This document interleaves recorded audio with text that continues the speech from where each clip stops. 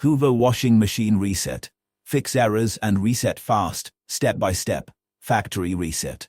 Self-test mode. Step 1. Ensure the machine is in the off position. Power light is off. Step 2. Press and hold the leftmost button, often the fast wash or start pause. Step 3. Turn the program selector, dial 2 clicks, clockwise, from off to the second program.